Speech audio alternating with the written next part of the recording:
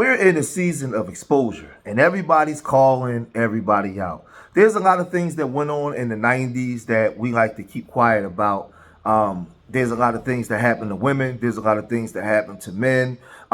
We exercised a lot of practices on each other that was practiced on us by other groups of people, and we did it to each other for financial gain. And we started to put it in our music and brag about it. We bragged about how we did women wrong and created single moms and banged other dudes' women. Like, it became fashionable. We even made songs and our women danced about it. We bragged about how we like to show up other black men and use our wealth to put down other men in front of women and all this kind of stuff. This stuff became normalized. All the things that our grandparents and great-grandparents fought for us to have some form of normalcy, to just be able to just breathe and be free and live. But we got some of those freedoms. We actually took those freedoms for granted, and we used some of the things in society to destroy ourselves while the dominant society sat back and watched. So now, with that being said, in the music industry, you had a lot of stuff going on. You had a lot of young brothers signing to record labels, being signed to bad contracts. You had a lot of young women going up there being passed around like frisbees. It was a whole bunch of stuff. There was essay assaults on men and women. And there's a lot of people that's starting to call this stuff out. One of those guys was like Gene Deal. Gene Deal was calling out Puffy when it wasn't popular. He was being thrown under the bus. A lot of people was coming after Gene Deal for calling this stuff out. Another person was Dame Dash, who was calling out the industry's culture vultures, and they basically blackballed him out and made sure he couldn't really make money because he started calling out the culture vultures that was controlling the business because he was contracted in.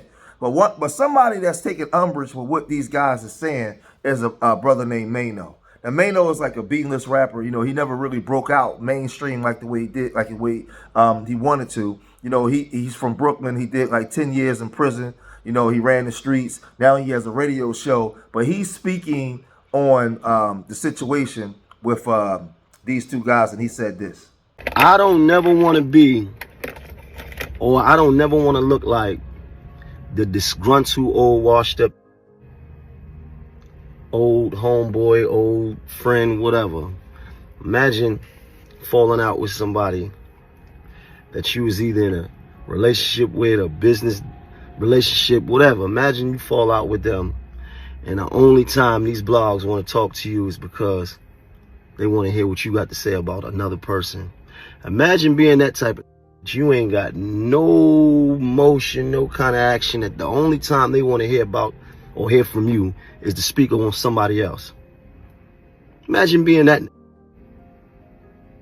And I know what it is. You want to tell your truth, and I get it. You've been telling it, and I hear you. You want to expose some shit. You want to say some shit. I understand. I get it. But some of you telling your truth for 20 years. Same shit about the same niggas.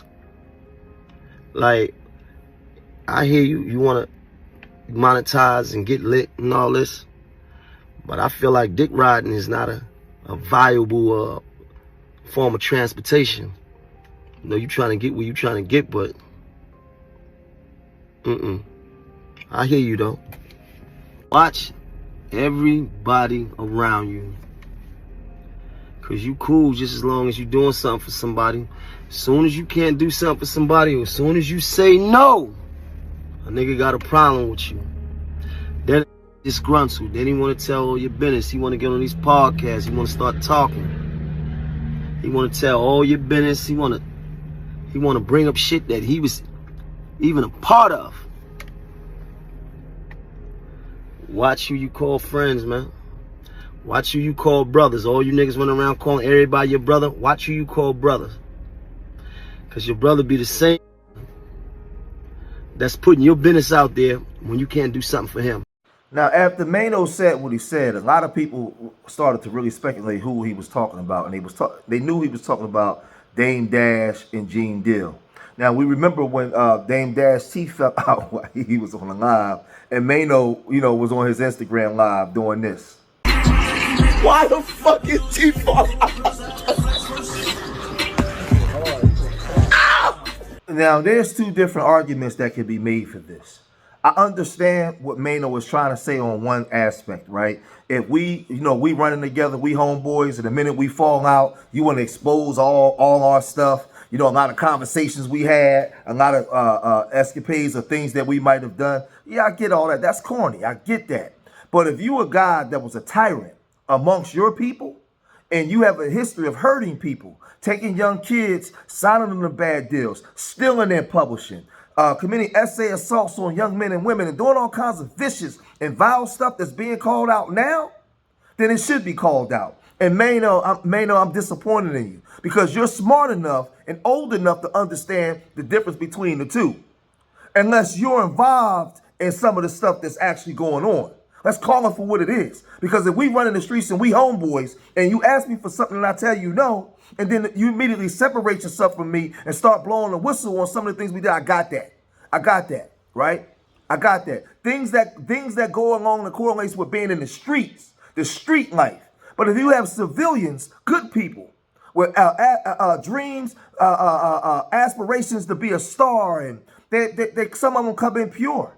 And you get them and you see fresh fish on the line and you just go and you just ruin these people. You're watching it happen. You watching women be abused behind the scenes and you say nothing. You say nothing. You watching people's livelihoods be stolen.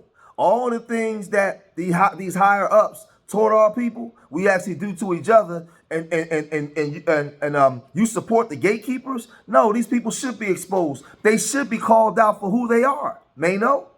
Unless you are a part of that program. We're in a times today where things are being exposed for what it is. And I'm okay with that. I'm okay with that. I understand the media and what the media does and how the media continues to demonize us. I get all that. So I'm not a big fan of what the media proposes. But when we in our community as black folk, and we have a long history of knowing what certain people was doing to our people, then they should be exposed and be held accountable. They should be called out. If you have a track record of hurting black people, and we having this conversation within our community, then there should be some form of accountability. I don't believe a lot of the stuff that the media is saying about certain people, but I believe my own people when they come out and say it. That was contracted in with these people. Absolutely. I believe my own people. So we know that these blogs and podcasts, they fly these guys out, these guys and these women out, and a lot of people figure they can make up stuff to make a lot of money. I get that. We're in a time of social media era. People know that they can find quick ways to get a quick grift, and they can just tell you a story. Just make up, embellish stuff, just make up stuff. I get that. But there's also a lot of truths to what went on in the 90s. There's a whole lot of truths. We see that we got people today making documentaries on people's lives, right? And they not even consulting with the people. So you have all kinds of foolishness going on.